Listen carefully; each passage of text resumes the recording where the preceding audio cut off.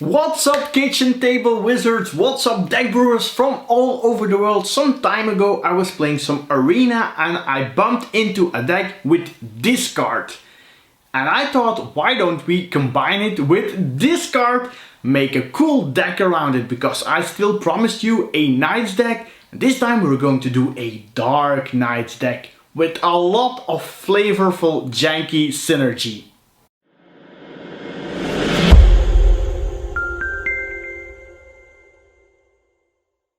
Now this Knights deck is going to be a real fun one, full of combos, and you know who also likes some fun? Our partner Cardmarket. They are still here. They still throw me vouchers that I can throw back to you. The only thing you need to do is like the video, only if you really like it. You can subscribe to the channel, but most importantly, leave a comment below, and I want to know if you really like this deck. After the video, put it in the comments. Do you want to see this deck in the gauntlet, or maybe you want to see another deck in the gauntlet? Leave this in the comments below, and at the end of the video I will announce who will win the voucher. Now when we talk about Knights, there is usually a princess around, and we have our own princess here. She is the princess of the edits. Nora, are you ready for some Dark Knights? Yes, I am, Bram, but why so dark? Yeah, maybe you're right. You're into beauty pageants, right? What if we add a Miss 2020 to color up the deck a little bit? Okay, now you made me curious. Aha! Yes, okay, let's get into the deck. Now more good news, this deck is only around 30 euros, only around $40 to build, and it's a really fun one. And as always, we start with the flavor, because Dark Knights, they need a dark environment. We play 12 basic swamps in the deck. I really want to have a great dark vibe in the deck. And for me, the best swamp to depict this would be this swamp by John Evan, the Master of Light and one of the original MTG artists that's still actively working for the game. Still very dark, Bram. Yeah, okay, but we're also going to splash in some color. The 4 Jungle Hollows have a dual purpose in the deck. Of course they fix our mana, but the life gain is also going to be very important. Because we play a lot of swamps, we can also play 2 Tainted Woods and 2 Temple of Melody. Grim Backwoods is also on flavor, and the sacrifice effect will be very useful in the deck. It's still dark. Okay, so let's go shopping. I'm sure you like this. And at the high market you'll find some mana, and you can also sacrifice a creature and gain some life. Yes, that's better. Next up we visit the Sanitarium. Very important here is that we can discard a card from our hand. Why is that, you may ask? Don't tell him yet. You'll ruin the surprise. Okay, my lips are sealed. I just got a little bit carried away. I'm just too excited to bring you this deck. Okay, just one more land, this Rogue's Passage, to sneak in the final points of damage. Let's start with our 1-drops. 2 Knights of the Ebon Legion, super strong card, and 2 Foulmire Knights. The last one can also go on an adventure with Profane Insight, and then he'll draw a card and you lose 1 life. Now of course, if you think Black Knight and magic, you think of... Huh? Come on. Yes? Yeah? Yes? Black Knight? This was the original version. I opted for some newer art. So we play some Dark Knights that don't like white, such as the Black Knight, but also Knight of the Infamy and the Stromgald Crusader. For the surprise effect... Surprise!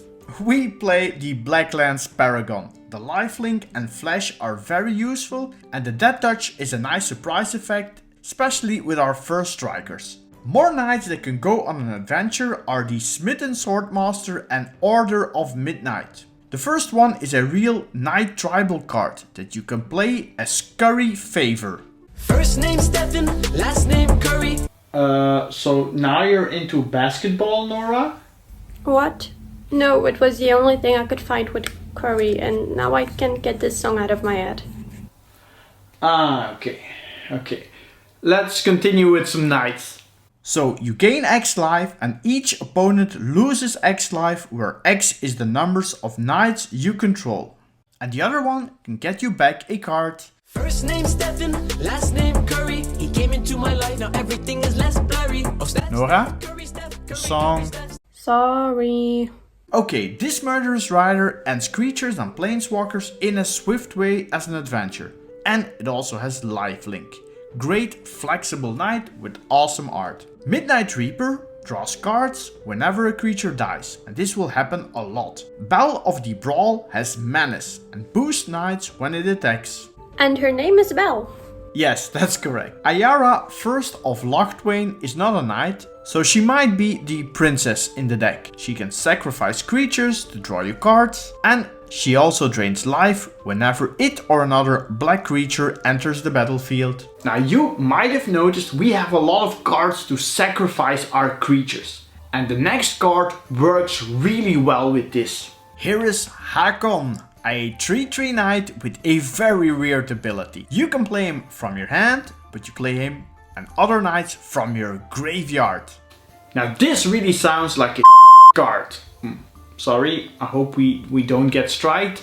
But there are a lot of ways to get them in the deck, and I'm excited to tell you how we're going to do that. But do please be patient, first some more knights. This knight sparked the idea to do a knight deck with black as its main color. So we played 3 copies, and our deck has over 15 ways to gain life. So you'll be seeing a lot of this guy. The Black Goss Erebos is a creature a lot of times, as its devotion to black is easy to get. It can draw you cards in this deck, and it's also a sack outlet itself that can get rid of small creatures.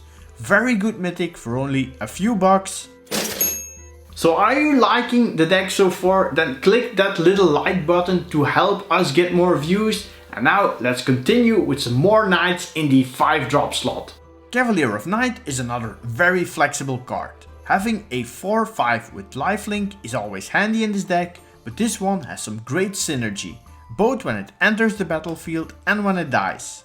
Sir Conrad is our last knight in the deck. It deals damage whenever a creature dies, and you can also mill cards for damage to get Haakon in the graveyard. Now we are still splashing green, and you are probably wondering why the hell is he splashing green? Well, it will become a little bit more clearer now. Vraska is superb in this deck. It sacrifices other permanents and you gain life, which is of course great with our Deathless Knight. Yes, and that's a great card draw engine. And Nora, I promised you a pageant winner, so we will play the Secret Lair version of Vraska. Let's have a look. With the Swarm Queen of 2020. Okay, I like the dress, but I'm not really a fan of the hair. Yeah, you're right. Maybe Ayara would be a better pageant winner. Let's look at some artifacts now.